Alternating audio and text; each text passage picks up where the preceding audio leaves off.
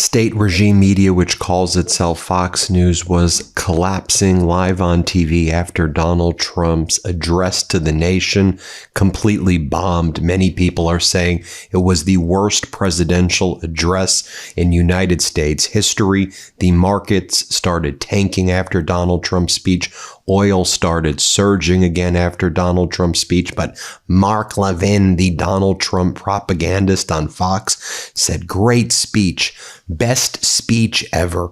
And the Fox propagandists went to work to try to pretend that Donald Trump's worst speech somehow was well done. The American people weren't buying it. Fox was in collapse mode. Let me show you what went down. A quick reminder, hit subscribe, help us get to 7 million subscribers. We're on our way. And also subscribe to Scott McFarlane's YouTube channel. So one of the Fox propagandists, Sean Hannity, he was like, well, we didn't really get a timeline here, but okay, it was at least a speech. At least Donald Trump said words. Here, play this clip. President didn't give a specific timeline, but talked about the next 2 to 3 weeks. And this thing should be wrapped up in terms of all military objectives. And then Hannity brought on Lindsey Graham, and Lindsey Graham was like, we got to get rid of NATO. That's what we need to do.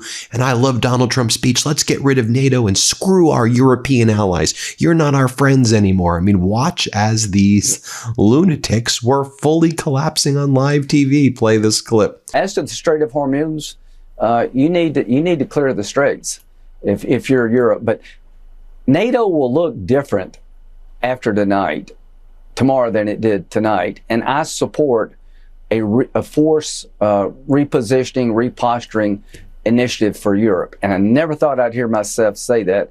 But after what they did to us when we're trying to deal with the biggest threat on the planet, a nuclear-armed Ayatollah, they made it so much harder on us.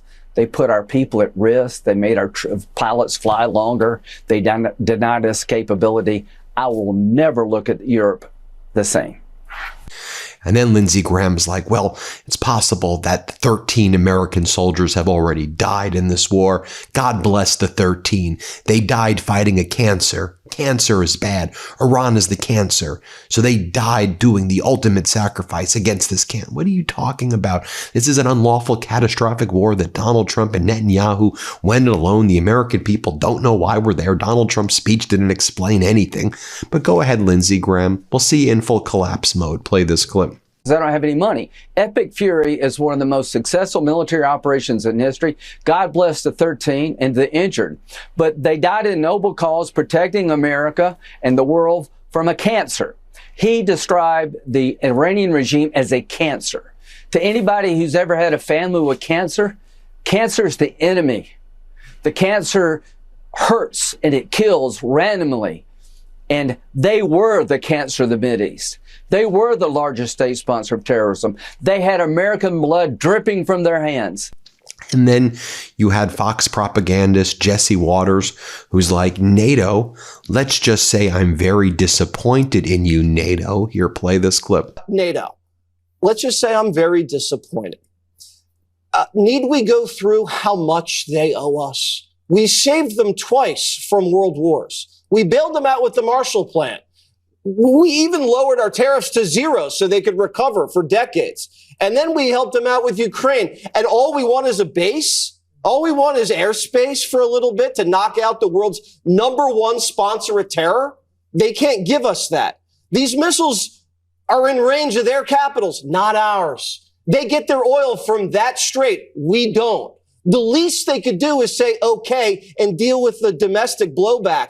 But to say no, while like their economies are getting kind of murdered because they can't even sustain 4 weeks from an oil supply shock. Like, come on, you're not going to send one vessel to the strait. You're going to wait till the hostilities are over. Well, that's the Navy. That's what a Navy's for, to end hostilities. You don't get to play cleanup when we do all the heavy lifting. You know, NATO's a defensive alliance.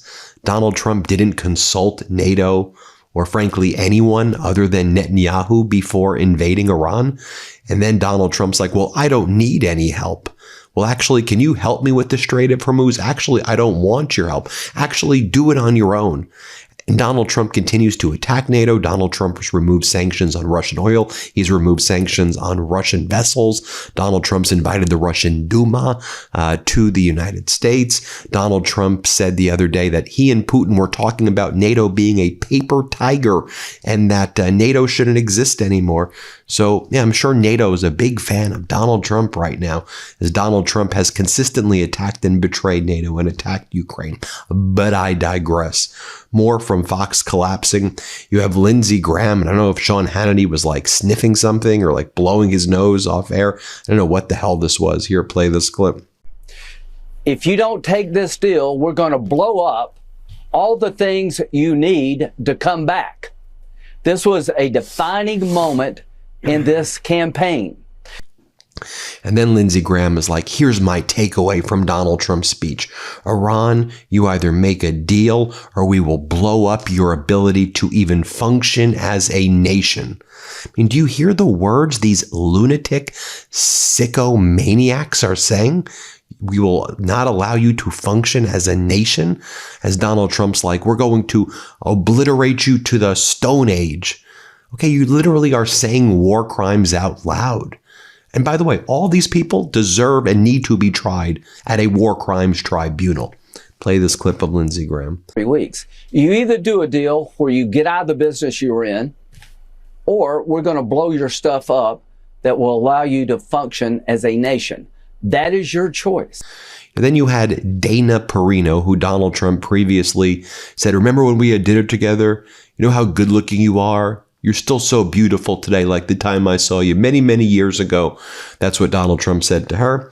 And Dana Perino's like, you know, what's really sad about Donald Trump's speech is that the Iranians are not going to see it. Hey, Dana, I think that the Islamic Republic, they're going to clip Donald Trump's speech and they would be happy to show that to the Iranian people. They already are. I mean, if you watch Iranian social media, they love showing Donald Trump and Donald Trump's videos to the Iranian people in order to rally them because Trump gives them propaganda sound bites every single second of every single day. Play this clip. There's so many different audiences for this speech tonight. There's the American people. There's the U.S. military, the U.S. military's families who are like, well, wait, my child just got sent over. What are we doing? There's, of course, our allies, our disenfranchised allies, our adversaries, our enemies, and there's also the Iranian people. And what's really sad is that because the Iranians are so awful to their citizens, that no one in Iran will be able to hear what the president says tonight. Yeah, that's a great point. If you're like me, instead of learning to skateboard, you wish you were learning to write code. Instead of scraping through college, you wish you bought Bitcoin at less than a cent, or secured a few NVIDIA shares before they boomed. We might be the FOMO generation, but don't miss out on protecting your future. For around the same price per month as one of your streaming services, you can break our generational cycle and secure your and your family's future by finding life insurance at SelectQuote.com. If you're new to life insurance, you're not alone. Thankfully, I found SelectQuote. For over 40 years, SelectQuote has helped more than 2 million Americans understand their options and get the coverage they need. Over $700 billion in coverage and counting. As a broker, their mission is simple: to find you the right insurance policy at the best price. SelectQuote takes the guesswork out of finding the right life insurance policy. You don't have to sort through dozens of confusing options on your own. Instead, one of their licensed agents will find the right policy at the right price for you, comparing plans from trusted, top-rated insurance companies to find a policy that fits your health, your lifestyle, and your budget. And they work for you for free. You'll be covered faster than you think. SelectQuote works with providers who offer same-day coverage up to $2 million worth, with no medical exam required. And you're not out of luck if you have a pre-existing health condition, because SelectQuote partners with companies that offer policies for people with conditions like high blood pressure, diabetes, or heart disease. SelectQuote makes life insurance simple. Even if this is your first time thinking about it, head to SelectQuote.com and a licensed insurance agent will call you right away with the right policy for your life and your budget. Life insurance is never cheaper than it is today. SelectQuote. They shop, you save. Life insurance is never cheaper than it is today. Get the right life insurance for you for less and save more than 50% at SelectQuote.com/Meidas. Save more than 50% on term life insurance at SelectQuote.com/Meidas today to get started. That's SelectQuote.com/Meidas. And then Fox just gets weird. I mean, of course they do. They need to distract. You had Jesse Waters saying that Gavin Newsom's actually a woman. And by the way, like, you know, all these people like who attack people's appearances and they attack this and they're obsessed with like penises and vaginas, like the whole thing, like they're obsessed with that. And then it's like Kristi Noem's husband is into bimboification. And then they're like, you know, just, can you leave people alone? And can you just let people live their pride? What are you even talking about? And what, Gavin Newsom's a woman? He's not a woman. What does this even mean? Here, play this clip. But I believe Gavin Newsom could be the first woman president because when I hear him talk, he sounds like a woman. The kind of emotional instability. You don't know whether he's having a midlife crisis, an identity crisis, a crisis of confidence. I read the book and it's great. And he's got so much potential with his athleticism, his hair. He's a genuinely nice guy. But the only reason he's running for president is to prove his worth to his father and to get back at all the bullies who beat the crap out of him in middle school. Now, I'm saying don't run for president, run to see a psychiatrist instead. And then Jesse Waters was like, thank God we will never have a female president. Play this clip. Well, Nancy says there will not be a female president in her lifetime. And I say, thank God. I hope there's not a female president in my lifetime. Why would you say that? You know what many people are saying, Jessica? Many people are saying, do women have the... You are just jumping off a cliff just because you're bored. Emotional maturity to be You are president. just bored. Many people are saying, do they have the personal contacts in the business world to manage the economy? Many people are saying, Greg, do women have the respect of the generals? Who said that? Many people are saying women don't have the sense of humor to be president. I've heard that from a lot of people. None of those things I believe, but I believe. Then you had Kayleigh McEnany and Jessica Tarlov and Jesse Waters having the following discussion. Let's play it. Who knows? And I hate the prediction markets. I know. Well, but I would also just note the other argument is the Iran nuclear deal, the weak one from Obama that gave billions of dollars to Iran, had sunset clauses, and Iran violated repeatedly. we just gave them forced $14 Trump into this billion position. in sanctions easing, which is way more than they got back with a 1.7 billions billion, of which cash, billions of cash 1.7 on We need airplanes. sanctions to keep the oil prices in check, Jessica. was there. Okay, I get it. You know, when it's you, everything's great, but it was a fraction of the amount of money, and they didn't have a nuclear we also weapon. bombed them back into the Just- Stone Age. I was So, completely you reasonable. can't say Jack who's not Reagan. being tough. Greg, Get right. you were reasonable. You had Marco Rubio saying that America should withdraw from NATO. Let's play it. When we need them to allow us to use their military bases, their answer is no. Then why are we in NATO? You have to ask that question. Why do we have billions and billions of dollars, hundreds of billions of dollars, over the years, trillions of dollars, and all these American forces stationed in the region? If we can only use, in our time of need, we're not going to be allowed to use those bases. So I think there's no doubt, unfortunately, after this conflict is concluded, we are going to have to re-examine that relationship. We're going to have to re-examine the value of NATO and that alliance for our country. Ultimately, that's a decision for the president to make. But fortunately, Jessica Tarlov set the facts straight. Here, play this clip. His approval rating in now every poll that we've seen this week is in the 30s. We're not even talking about the low 40s. The CNN poll, he's minus 24 with men, minus 2 with white voters who don't have a college degree, minus 17 with seniors, and 65% say that his policies are making their economic conditions worse. That is unsustainable. Not even if you're thinking about a midterm. You just can't go through the rest of an administration like that. Two big questions for me. What does he say about the NATO alliance? We talked about the impact of the Strait of Hormuz on our European partners there in the region. That's a very serious thing to be lobbying that we would want to leave. He needs Senate approval. McConnell and Chris Coons are out with a statement saying that you need Senate approval for that, which Marco Rubio knows. Secondly, the same Polymarket wallet that put a $500,000 bet on the exact timing of the first bomb that we dropped in Iran has put an $800,000 bet that there's going to be a ground invasion.